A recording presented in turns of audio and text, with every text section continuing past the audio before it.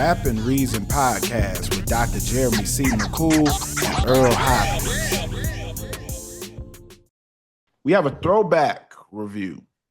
We do. And this is one for the books, man. It's been 10 years, which is crazy to think of. That this album dropped 10 years ago in 2015, and that is Kendrick Lamar's To Pimp a Butterfly. When you first heard To Pimp a Butterfly, what were your thoughts, and did it change the more you listened to it?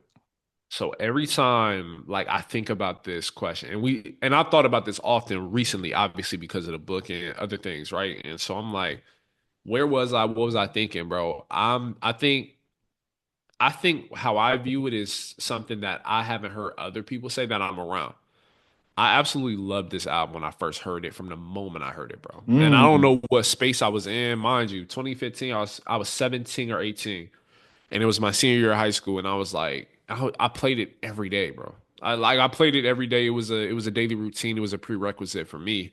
Um, I don't know what it was, man. Maybe I was on my like African kick or something. I don't know, bro. Like I was on my Black Power movement kick or something. But like I just loved it, and I think for me, again, it was like the instrumentation. It was the feeling. Yeah, I just felt empowered listening to it, bro, and it made me reflect on just what being black in America meant yeah. at 18 because I'm stepping into adulthood, quote unquote, even though you ain't grown, bro. Like I think I think most people that have seen the world know that. But you No. feel like you're about to be grown.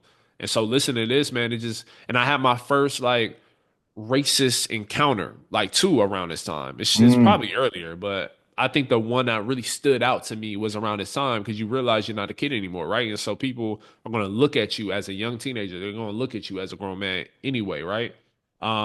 So yeah, it hit for me, bro. We can dive into like the songs, but for you, how did you feel when you first heard this?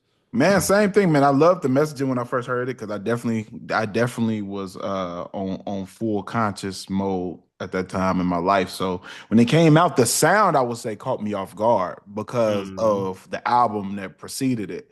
I, Yeah, I think it was so drastically different sonically that when I first heard it, it was like, "What is this? Okay, this isn't what I expected." So it took a while for me to come to terms. So I'll first listen. I was like, "Okay, I love what he's saying."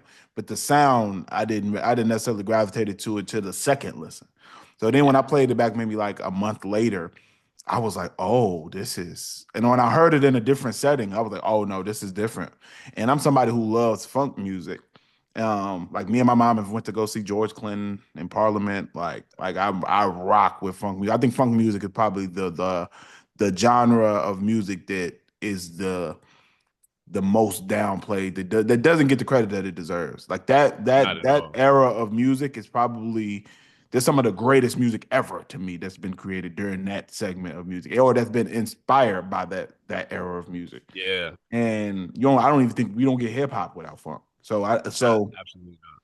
it's for him to tap that and even have like George Clinton featured on here and have all the live instrumentation and it's just amazing, man. And I think that the messaging is impactful here. I think that he definitely has something to say. This is probably Kendrick's, I would say, most race conscious album, maybe.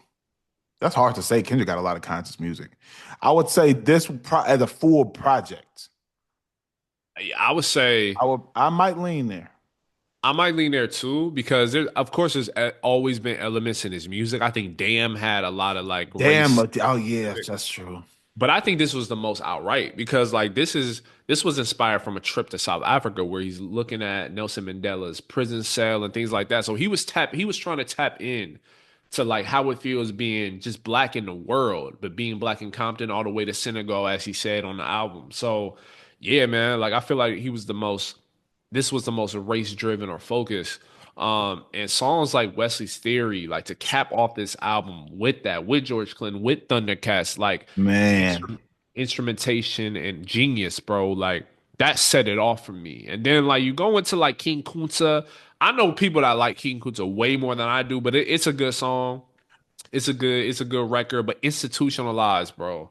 That one hit. because it's like, okay, you're talking about jail, you're talking about, but like the institutionalization, that feeling that you get, feeling like you're stuck, right? Like everybody's felt that way, whether you've been behind a jail cell or not. And so I think that was like really poignant. And then when it comes to storytelling, bro, like on these walls, bro, I was a kid. I thought he was just talking about like, you know what I mean? Like whatever, right? Like, but nah, he was just talking about the feeling of losing it all. Like losing like not only your woman, but losing sight of like all that you built because you made a stupid decision or decisions. And I think like for me that stands out. All Right is a protest classic, bro. We don't even have to get into that, bro. Didn't they play that every day at the George Floyd like protest, bro? I swear I Multiple, heard it. not even just that one. Some of the protests that were before that, like Yeah. that is our generation's protest song.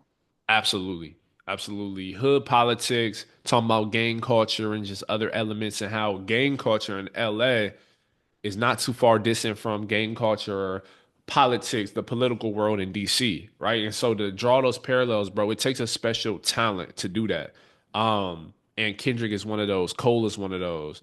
Um, yeah, and then How Much a Dollar Costs to Me is one of my favorite joints on here, like where he's like uh what is it? Meeting a homeless guy who ends up being God and showing him Hmm. like the do's and don'ts and what he should do, what he should watch out for, or walk towards or drive himself towards. So yeah, that was beautiful. But I think the standout for me is always going to be All Right, but it's going to be You Ain't Gotta Lie. Like you ain't gotta lie. You don't have to put on a social mask in order to be seen as accepted in this world. Being authentically you is the best thing for it, bro. There's so many things I can pull from this, bro. That's why I keep going. Complexion Yeah, with Rap City. This is the song that introduced me to Rap City. same. Bro, this to me, like, how did you feel? Because I'm about to make like a declaration, but I want to hear what some of your favorite songs on here are. Man, look, same, bro. So like some of my favorites, Wesley's Theory, amazing. Um, I like King Kunta as well. Institutionalized, definitely. Definitely. Was a joint that I love. These walls, man, I really the first time I heard that, just sonically, just it's just a vibe But song. Like I just love the song. I love the music. It sounds very Chicago stepper type of song, and he's even paid homage to that in some live performances. I had Chicago steppers come out for it because that's what it sounds like. yeah. And he had Bilal on there, so you already know. Um, just Yeah. amazing. All Right is, I don't even got to talk about that one much. All Right is a classic. Uh, You is one of my favorite songs on here. When I first heard okay. You, I remember listening to it and being like, this is insane. Like him having a conversation with himself and really breaking himself down, and Mm, his flaws and imperfections, and even the visual for it with him in the mirror, drinking, him actually sounding drunk on the record. To me, it's hmm. just the storytelling and everything attached to You was just, it almost felt like I was listening to a movie. It didn't really even feel like Yeah. a song. Um, the hood politics, of course. Like once I heard him say Democrats and Republicans, I was like, oh man, nah, this is different. Like him really tying in and talking about how, the similarities and how politicians are, how the government, I would say, not even really politicians, but how the Yeah. government, plays inner city people, man. It just it was deep. Complexion, I love. I love that one. Love that record. That was actually the first time I heard Rhapsody too. So I'm with you on that one. And I'm glad he introduced us to Rhapsody because she's amazing. You know what I mean? To me, Rhapsody is, I don't even like to say that Rhapsody is one of the best female rappers anymore, because I think that I really believe that Rhapsody is one of the best rappers now. Absolutely. And so Absolutely. I think she's earned that And she got a Grammy. respect. Yeah, she got a Grammy. She got has amazing projects. She's really just one hit away. She hasn't really been able to have that mainstream hit yet, but at the same time, like just her music is just amazing. And honestly, I think that's more of a marketing side. I don't think that this is a whole nother conversation. I don't think that the record labels know how to market a female rapper anymore without sexualizing them. That's a whole nother Exactly. story. You know what I mean? I think that that's the only formula that they have is you have to be naked for us to know how to market you, which to me is insane. But And there's just so many other avenues. But yeah, you're right. yeah, for some reason, since Lauren Hill, they ain't been able to figure it out. But um, Yeah, man, Black of the Berry, Fire, Mortal Man. I mean, it's yeah, I really do love 98. I really like most of this album, to be honest. There's not Yeah, really songs on here that I don't like. And the crazy thing is the songs that I used to not like, when I went back to them later in life, I love them. Like I when I first heard King Kunta, I was like, "Man, this is kind of corny." But then yeah, when I went back and was listening to the lyrics of King Kunta, like maybe a year later, I was like, "No, this is dope." Like if you actually listen to the verses and what he's saying, yeah. and how he ties all everything in, I thought that it was dope. So like, yeah, this is definitely a masterpiece, certified classic. I think the way that he was able to infuse funk and hip hop, um, and conscious messaging all in one. I think that it was just beautiful. Yeah, not Yeah. really much negative to say about the project, to be honest. Not at all. Of course, like it's rare that like I listen to an album that I just like every single moment. Like forget a song every single moment because Mhm. from interludes and everything, like I think this is one of those albums. I was gonna make like a decree. I was Let's gonna hear say it, like, man. yo, I think You think this is K Dot's best album? Is that what you're trying to say? yeah, by far, but I was even gonna go further. Wow. I was Okay. gonna go further, I That's a big promise. decree. Yeah, like because for me it's just like historical. Like I think this is gonna Good Kid, Mad City. People will argue that. People will argue, damn, because it's the most commercially successful and commercially appealing album that he's put out. In some people's eyes, I think for me, this one hit the emotional chords the most, and I think it's the most poignant. Like, there's a reason why people look at this album so highly and draw so much from it so many years later. And you can do the same for other albums, of course, of his. But I think for me, I just think there's just like as black people in America, like black people globally, I think this is one of the most important albums, period, that's come out in the last 10 years. I, Undoubtedly. And I'm that's not my even gonna say the decree. last 10 years. I'm gonna say the last 30 years. Yeah. Like, shoot, we can go 30. We can Yeah, honestly go 30, bro. one of the most important ones that's come out in the last 30 as far as projects. Like Yeah.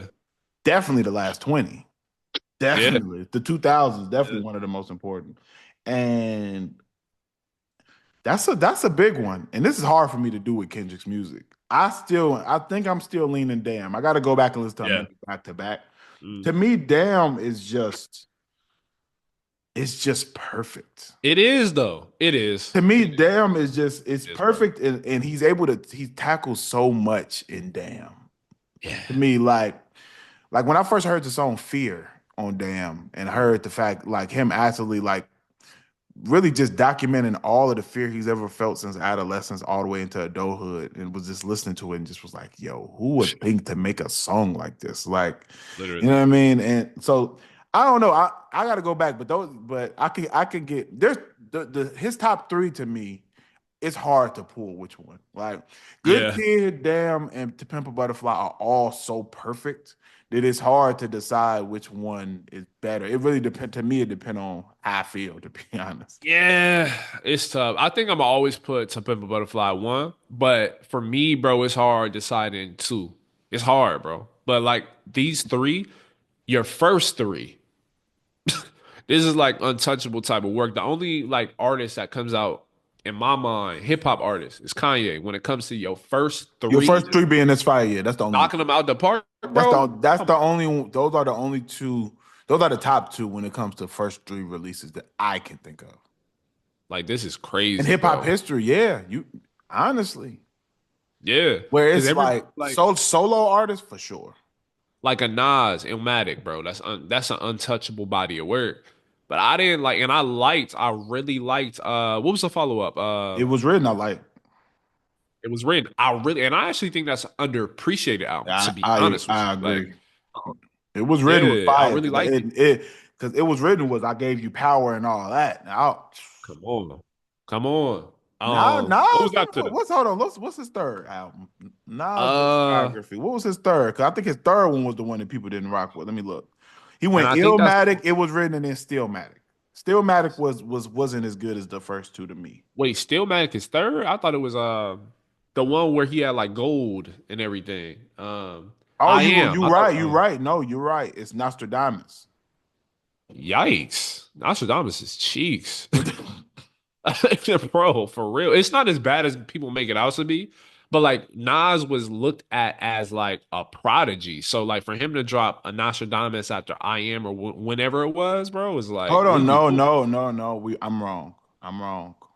It goes Illmatic. It was written, and then I am. Okay, okay. And I That's Am a is side. I am was yeah. alright though.